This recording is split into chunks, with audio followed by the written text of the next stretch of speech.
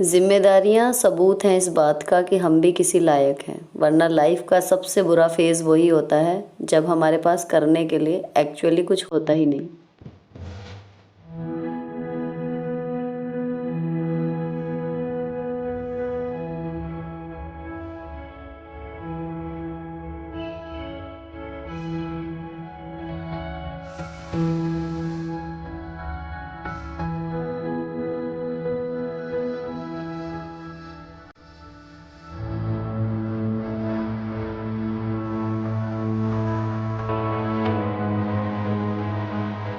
लेकिन मुद्दा ये है कि मैं जॉब में हूँ, तो मैं चाह के भी 3 दिन पहले वो काम नहीं कर सकती जो मुझे एग्जैक्ट त्योहार से 1 दिन पहले चाहिए, या मेरे पास टाइम उतना ही है। तो ऐसा हो सकता है कि मैं आपको बता दूं अभी से कि प्लानिंग क्या है पूरे वीक की। अगर आपको अच्छा लगे, आपके साथ जाए ये वाला प्लान, तो आप उससे थोड़ा सा आइडिया ले सकते हो, चाहो तो फॉलो कर सकते हो। हेलो दोस्तों, कैसे हो आप लोग। Welcome back to the channel live life easy. ये है शाम का 5 बजे का टाइम। अभी बच्चों को भेजा है ट्यूशन और मैं लग गई हूँ लॉन्ड्री फोल्ड करने में, जो कल के धुले हुए कपड़े सूखे हैं। और जी, इनको तय करने के बाद मैं आपको आज शेयर करूँगी कि मैं वार्डरोब कैसे ऑर्गेनाइज करती हूँ, सर्दी के और गर्मी के कपड़े और बच्चों की अलमारी।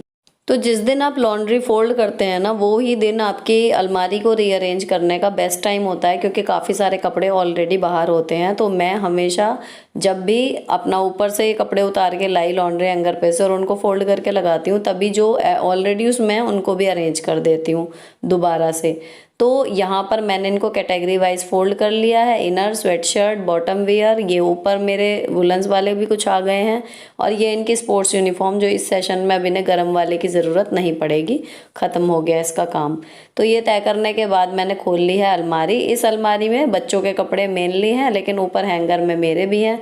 यहाँ पर मैंने ये प्लास्टिक की बास्केट रखी हुई है, इसमें इनके अंडरवियर, बनियान और हैंकी की ये लाइन्स हैं। और यहाँ पर स्वेटशर्ट और कॉटन के फुल बाजू के टॉप हैं, क्योंकि इस टाइम दोनों ही तरीके से पहन रही हैं। ये बॉटम वियर हैं और इसके बराबर में है इनर की पजामी और इनर। तो अब इनर ही यूज़ हो रहा है और एक पन्नी में किए हुए हैं सॉक्स। पीछे वो कपड़े हैं जो यूजुअल में इनके डेली में नहीं यूज़ होते, तय करके रखे हुए हैं। और ऊपर ये फंक्शन वाले कपड़े अभी तक टंग रहे हैं, क्योंकि कुछ का शूट होना है और इसमें से कुछ कपड़े अभी नए आए हैं, उनकी भी वीडियो बनानी है, तो वो यहाँ पर टंग रहे हैं। अब जो मैंने फोल्ड किए हैं, भले ही आपको ये पहले ही देखने में फुल लग रही हो, लेकिन अभी वो वाले कपड़े भी इसमें आराम से आ जाएंगे। और मैं अपने स्कूल का हैंड बैग भी इनर वाली लाइन में, इसी में जो ऊपर स्पेस दिख रहा है वहाँ पर रख देती। तो जी, पुराने कपड़े ठीक से लग गए, उसके बाद नए कपड़े इसमें सेट हो गए, और जो एक मोज़ा मुझे ढूंढना था वो भी मिल गया। ये वाले कपड़े हैं ऊपर के, लेकिन मेरे हस्बैंड लाए थे ऊपर से कपड़े उतार के, तो वो बल्क में सारे ही ले आए। ये मुझे लेके जाने हैं ऊपर। अब दिखाती हूँ आपको अपनी अलमारी। जो अलमारी कम दुकान ज़्यादा लगती है, लेकिन आपको कितनी भी मैसी लग रही हो, ये ओरिजिनलिटी है। मैं आपको दिखाने के लिए 4 कपड़े रख दूँ। जो लोग दिखाते हैं अलमारी ऑर्गेनाइजेशन, उनकी अलमारी में इतनी जगह होती है, मुझे समझ में नहीं आता इतने कम कपड़ों में वो सर्वाइव, मतलब कर तो रहे हैं लेकिन कैसे कर रहे हैं। मेरा तो ना पूरा पड़े इतने सारे कपड़ों के बिना। तो ये ऊपर जो है वो सारे सूट, पजामी और दुपट्टे, ये चीज़ें हैं। नीचे साड़ियों का पोर्शन है, सामने सारे पेटीकोट हैं, उसके पीछे मेरी शादी वाली साड़ियाँ हैं जो बहुत भारी हैं, वो वाली। और यहाँ पर जी इस कोने में वेस्टर्न टॉप मेरे रखे हुए हैं, और 1-2 मतलब जीन्स वगैरह वेस्टर्न जितना भी है वो इस कोने में रखा हुआ है। नीचे 1-2 चूड़ी के डिब्बे हैं, और मैंने डीओ वगैरह की बोतल में कंगन वगैरह डाल के रखे हुए हैं।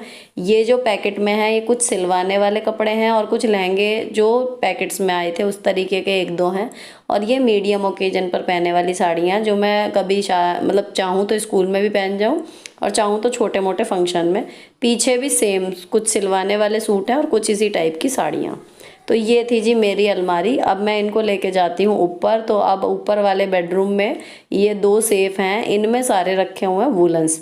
तो जी मेन ये कि वुलन्स और ठंडे वाले कपड़े मैं कैसे रखती हूँ। फिलहाल जो आपने नीचे अलमारी देखी वो अभी आउट ऑफ ऑर्डर है। फिलहाल ये सेफ जो है वो डेली हाथ लग रही है, तो ये कितनी नीटली ऑर्गेनाइज है।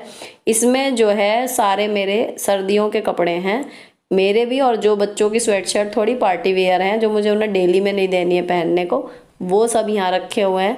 सारे टोपे यहाँ हैं, दस्ताने वगैरह यहीं रखे रहते हैं। तो ये सब कपड़े जाएंगे इसमें, और बराबर वाली सेफ में भी जैकेट्स कोट्स वगैरह टंगे हुए हैं। तो मैं इनको अंदर रखती हूँ। अभी ये भी आपको देखने में फुल लग रही होगी, लेकिन ये सब इसी में जाएगा। और समझ में आता है, मैंने सारी वुलन कुर्ती एक साइड लगाई हुई है, जो गर्म सूट है वो एक साइड लगाए हुए हैं। तो जब जैसा मौसम होता है उस हिसाब से मुझे पता है। और ये जो छोटा स्क्वायर दिख रहा है, इसमें सारे शॉल वगैरह रखे हुए हैं मैंने। शॉल, स्टोल और मफलर सारे इसमें हैं। बाकी और इसके नीचे वाले में, तीसरे खाने में, सारे स्वेटर रखे हुए हैं, जितने भी स्वेटर बटन वाले, कार्डिगन, इस तरीके के हैं। और दूसरी वाली सेफ में जैकेट और कोट टंग रहे हैं। इसके अलावा नीचे के खानों में और भी सामान है, वो मैं आपको दिखाती हूँ। तो इनके ट्रैक सूट अब ये काम नहीं आएंगे इस सीज़न में जल्दी से, तो इनको रख दिया इसमें। सबसे नीचे रखे हुए बेडशीट, फिर कुशन कवर, और ऊपर सारे कोट और जैकेट। तो ये दूसरी वाली सेफ ऑर्गेनाइज हो गई। तो सर्दी और गर्मी के कपड़े मेरे अलग अलग रहते हैं, सर्दी के सारे ऊपर और गर्मी के सारे नीचे। तो मुझे कभी भी अटैची वगैरह में जो है, पहले मैं रखती थी अटैची में करके या पलंग में डाल के, अब वो काम मेरा यहाँ के ख़त्म हो गया है। दोनों सीज़न के कपड़े हमेशा हैंडी रहते हैं। अब आज के शेड्यूल में लॉन्ड्री को जितना टाइम देना था और जितना काम करना था वो सब हो गया। अब चलते हैं नीचे।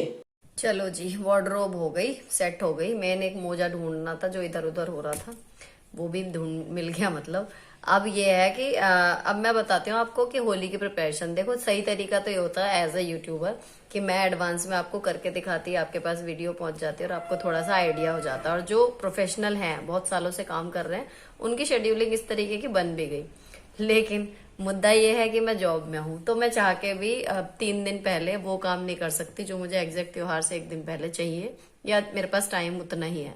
तो ऐसा हो सकता है कि मैं आपको बता दूं अभी से कि प्लानिंग क्या है पूरे वीक की। अगर आपको अच्छा लगे, आपके साथ जाए ये वाला प्लान, तो आप उससे थोड़ा सा आइडिया ले सकते हो, चाहो तो फॉलो कर सकते हो। तो देखो, मैंने ये सोचा है 1 तारीख को, अब जैसे आप आज ये वीडियो देख रहे हो आज, तो 1 तारीख को आप अपने घर की डीप क्लीनिंग कर लो, जो मैंने अभी परसों की है संडे में। कि जिन स्पेस को आप डेली में नहीं टच कर पाते हो उनको आप क्लीन कर लो।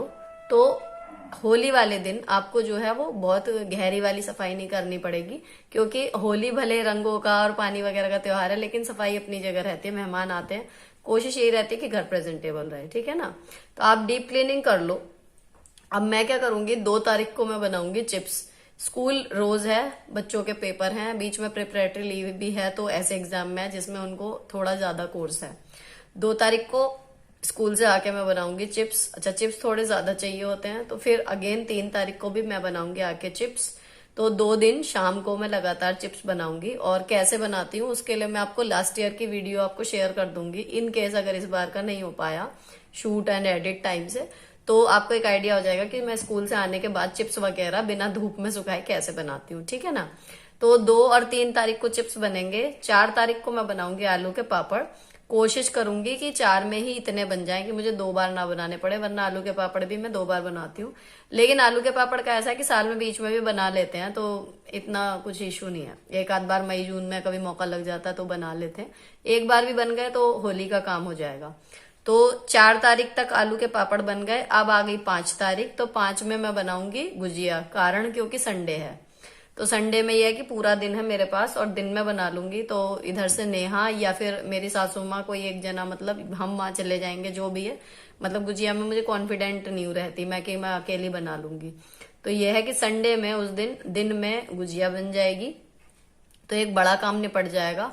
प्लस संडे में ही जो कर लेना है हमें, आपको भी और मुझे भी, मैं चाहूंगी मतलब अगर जॉब पे हो तो संडे वाले दिन आपको क्या कर लेना चाहिए कि जो ये घर का हमारा डेकोरेशन है, मान लीजिए मुझे कुशन चेंज करनी है या कोई भी एक्स्ट्रा चीज लगानी है एज अ होली डेकोरेशन, तो वो सब चीजें जो घर है वो लुक उसका होली वाला, वो मैं 5 को ही कर दूंगी रात तक।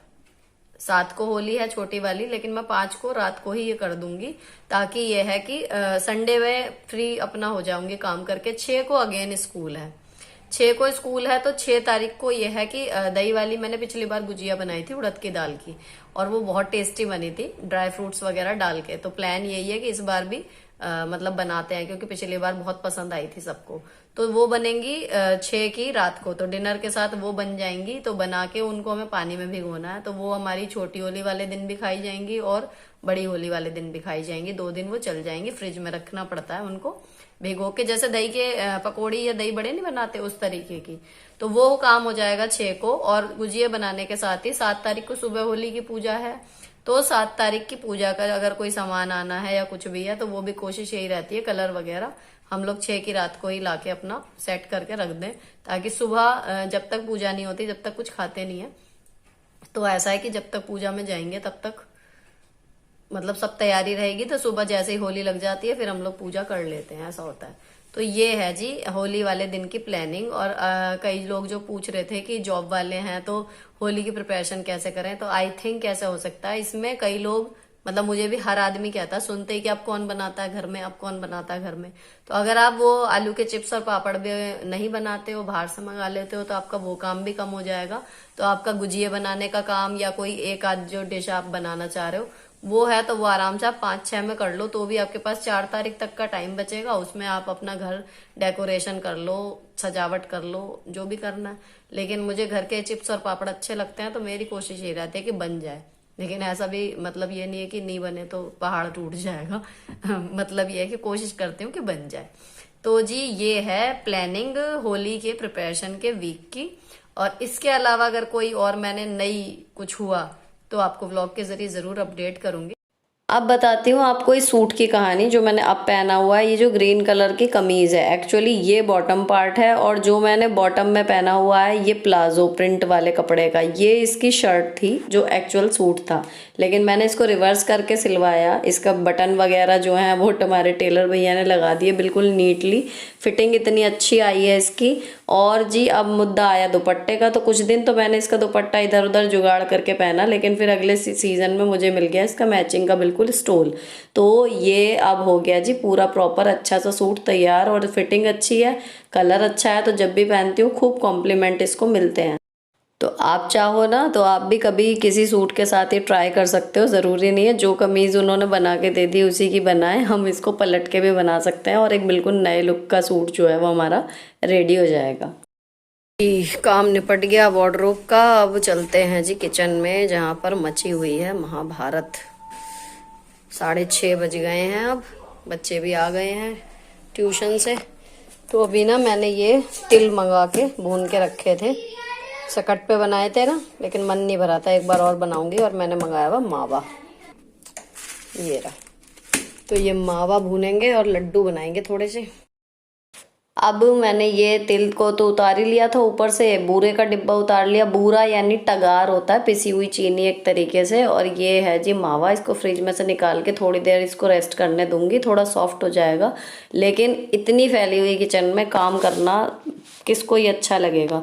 तो सबसे पहले जो है ना, मैं 10 मिनट या 5 मिनट या 15 मिनट जो भी लगेंगे, मैं सबसे पहले किचन को जो है वो एक शेप में लाऊंगी। जितना एक्स्ट्रा सामान है वो सब हटाऊंगी स्लैब पर से, ताकि काम करने में मज़ा आए। क्योंकि लड्डू वगैरह बांधे जाते हैं ना तो देर लगती है। और ये आया है सामान, हस्बैंड आ गए हैं मेरे, दूध और ब्रेड लेके आए हैं सुबह के लिए। और जी अब मैं लगती हूँ सफाई में, सारी चीज़ें जगह पर रखती हूँ फटाफट। ये वाले व्लॉगिंग चैनल के अलावा फ्रेंड्स मेरा एक फैशन और ब्यूटी का चैनल है, जस्टिफाई और ब्लेसिंग्स विद सुनीता के नाम से, जिसमें से यहाँ से बहुत सारे लोग जुड़ भी गए हैं और वो चैनल मतलब इस टाइम अच्छा चल रहा है। बाकी अगर इन दोनों चैनल के अलावा और मैं क्या क्या करती रहती हूँ वो सब मैं पोस्ट कर देती हूँ इंस्टाग्राम पे, जिसमें मेरे कुछ स्कूल के क्लिपिंग्स रहते हैं। बाकी इधर उधर की जो मैं मतलब कहना चाहिए तफरीह, कोई डांस कर लिया, कुछ कर लिया, वो सब इंस्टाग्राम पे होते हैं। तो मेरा इंस्टाग्राम हैंडल है लिव लाइफ ईजी, तो आप मुझे चाहें तो वहाँ पर भी फॉलो कर सकते हैं। अब बात करते हुए आपसे, ये बर्तन का टोकरा हो गया खाली। तो अब मैं कपड़ा लेके डस्टिंग वाला, जो ये स्लैब साफ़ करने वाला है, इससे मोटा मोटा जो है सफाई थोड़ी सी कर देती हूँ। बाकी रात को जो डीप क्लीनिंग होगी वो तो होगी ही। ये साफ़ करने के बाद एक अच्छा सा काउंटर टॉप मुझे मिल जाएगा, तो मैं लड्डू बनाऊँगी तो मुझे थोड़ी सी आसानी होगी। तो ये मैंने पोंछ दिया सारा स्लैब। अब चलते हैं फटाफट से लड्डू की तरफ।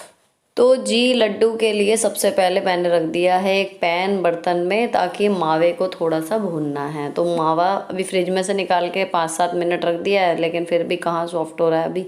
तो इसको अभी पैन में जो है ना वो फ्लेम बिल्कुल धीमी रखी है, थोड़ा धीरे धीरे पैन गर्म होगा अगर तेज़ के चक्कर में, वरना मावा जो है वो लग सकता है। तो इसको पहले मैंने पीसीज में काट लिया थोड़ा सा स्पैचुला के मदद से, और धीरे धीरे मतलब इसको गर्म होने देंगे। तो देखो अभी ये सॉफ्ट होने लगेगा, ऐसा सा लगेगा स्टार्टिंग में, और धीरे धीरे ये बिल्कुल अच्छे से एकदम लपसी सा हो जाएगा। मतलब बिल्कुल लिक्विड तो नहीं, लेकिन हो जाएगी लई सी। इसको लगातार चलाते रहना, नहीं तो कितना भी भारी तले का आपने बर्तन लिया हो, आपका मावा जो है वो लगने का डर बना रहेगा। तो मुश्किल से इसमें 5 से 7 मिनट लगेंगे, बहुत ज़्यादा नहीं लगने, बहुत लगे 10 मिनट। इसको अब देखो अच्छे से चला दिया। अब ना ये तली जो है वो पिघलने के बाद भी तली छोड़ने लगा है, तो मैंने कर दी गैस बंद, और इस मावे को हाथ के हाथ ट्रांसफ़र कर लूँगी थाली में, वरना जितनी तली गर्म है उतने में ही ये मावा जो है इसमें लगने का डर बना रहेगा। तो इसको थाली में कर लिया, इससे 2 बात होंगी, एक तो ये ठंडा हो जाएगा और दूसरा जलेगा नहीं। तो मावे को रख दिया एक साइड। अब चलते हैं तिल की तरफ। तो तिल पहले से भुने हुए हैं, तो हमें इसे सीधे ग्राइंड करना है। तो मैंने ग्राइंडर वाला जार ले लिया। अब इसमें आपको ना बस इसे दरदरा पीसना है तो दरदरा पीसिए, और बिल्कुल इसका पाउडर सा बनाना है तो वो टेस्ट दोनों में अच्छा आता है। ये मैंने चला ली मिक्सी, और जितनी देर इसमें चल रही है उतनी देर चलानी है। इस वाली क्लिपिंग में कोई स्पीड कम ज़्यादा नहीं की है, इससे बल्कि और 2-3 सेकंड कम चला लो तो वो थोड़े से पीस से दिखाई देंगे। ये तो बिल्कुल मतलब पाउडर सा हो गया है, देखो है ना, कहीं कहीं दिख रहा है तिल, लेकिन ये अब हमारे ये कि तिल जो हैं वो पिस गए। अब जार को मैंने रख दिया इधर। अब बात करते हैं इसकी। तो ये फूड प्रोसेसर है, इनालसा का था, 3500 रुपये का आया था।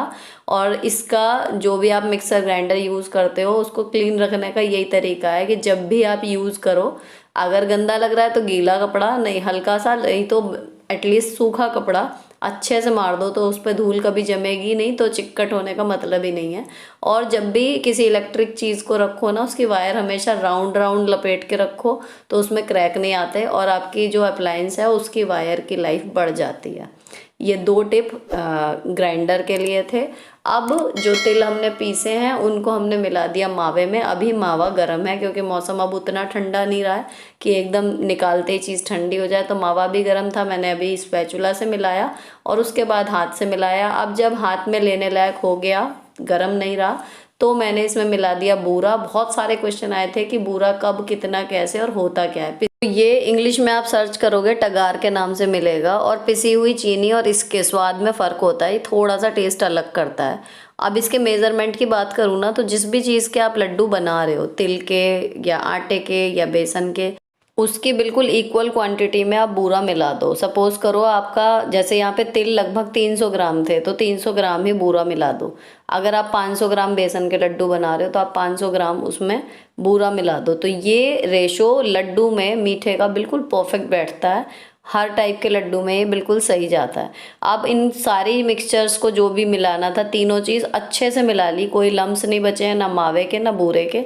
तो ये बांध के देखा, लड्डू बंध गया। तो बस अब मेरा काम ख़त्म, जो टाइम कंज्यूमिंग था मेन मिलाने का, और अब मैं फटाफट से बांध सकती हूँ लड्डू। तो मैंने एक साफ़ थाली ली दूसरी, और इसमें से फटाफट से लड्डू बांधने शुरू कर दिए। अब सबका ना मन कर रहा था खाने का अभी से ही, कि लड्डू महक आ रही थी ना तिल की, मावे की। तो फटाफट से ये बनाने के बाद पहले मैं जल्दी से भगवान जी का निकालूंगी, और उसके बाद ये है कि बाकी लड्डू बनाती रहूँगी, लेकिन ये लोग फिर उसके बाद खा सकते हैं। तो यहाँ पर फटाफट से मैं लड्डू बना के रखती जा रही हूँ। साइज़ ऑब्वियसली आप अपने अकॉर्डिंग रख सकते हो। ये मैंने भगवान जी के लिए एक लड्डू निकाल दिया। अब मैं बाकी के लड्डू बांधती जा रही हूँ, बिल्कुल भी मेहनत नहीं लग रही, बहुत ईजिली बन रहे हैं। और इन तीनों ने ले लिया है एक एक लड्डू अपना अपना। ये हो रहा ट्राइड एंड टेस्टेड मामला। हाँ जी, बेहतरीन। हाय हाय, चलो भैया चल रहा है काम। चलो जी, लड्डू तो हो गए पास सभी के द्वारा, सारे मंत्रालयों ने दे दिए सहमति। अब जो इसमें थोड़ा सा नीचे गिर गया स्लैब पे, ये सब मैंने लड्डू वाली थाली में ही जमा कर लिया, ताकि नीचे फर्श पे गिर के अननेसेसरी काम ना बढ़े सफाई का। और अब जो लड्डू वाले बर्तन हैं वो भी गए सिंक में, और ये लड्डू जो हैं तिल वाले मतलब फिर गर्मियों में तो खाए नहीं जाते। तो सर्दियों में यह है कि 3-4 बार बन जाते हैं तो मन भर जाता है कि हाँ जी खा लिए। अब ये लड्डू बन के रेडी हैं, इनको भरूंगी थोड़ी देर बाद। अब मैं धोती हूँ फटाफट से बर्तन, फिर रात के रह जाएंगे बस। तो यहाँ अब धुल गए हैं जी बर्तन, और मैंने बर्तन वाला वीडियो शूट नहीं किया क्योंकि कल भी बर्तन ही मांज रही थी। और अब ये रोटी की तैयारी कर ली है, रोटी सेकूंगी। अब आते हैं सब्जी पर। तो मैंने बनाया था दिन में, मैं बना के मतलब लंच में जो गई थी सुबह, वो राजमा बना के गई थी। तो ये राजमा चावल इन्होंने खाए हैं और बहुत यम्मी बने थे। तो इसी से अब हम डिनर में रोटी खाएंगे। और ये लड्डू भरूंगी, दूध बॉईल करूंगी, इसके बाद किचन क्लीनिंग होगी। सुबह के लिए आई है ब्रेड, देखते हैं ब्रेड का क्या बनेगा क्योंकि काफ़ी सारी चीज़ें बनती हैं मेरे यहाँ ब्रेड से। ये लोग अब खाने का वेट कर रहे हैं, तो अब खाने के टाइम पे आराध्या ने ऑन कर लिया है टीवी। तो मैंने रोटी सेकनी स्टार्ट की और मेरे हस्बैंड ने खाना सर्व करना। तो चारों लोगों की कटोरियाँ जो हैं वो राजमे की तैयार हो गई हैं, और थोड़ा दही रखा है वो लेंगे मेरे हस्बैंड। हम लोगों के गले ऐसे ही हो रहे हैं तो एक एक चम्मच ही खाएंगे जो खाना है। और जी उसके बाद and so on, kitchen cleaning, night वाली skin care and all that, ये सब चीज़ें चलती रहेंगी। फिलहाल व्लॉग अब समाप्ति की ओर बढ़ चला है। डिनर के बाद मैं धोऊंगी बर्तन, और जब बर्तन धोऊंगी तो उससे पहले ही लड्डू वगैरह को डब्बे में भर दूंगी। व्लॉग अगर पसंद आया हो किसी भी वजह से तो चैनल को सब्सक्राइब किए बिना मत जाना। मिलती हूँ आपसे नेक्स्ट वीडियो में। Till then bye bye, stay beautiful always. और हाँ, ये लड्डू बनाना तो मुझे कमेंट में बताना ज़रूर कि कैसे बने।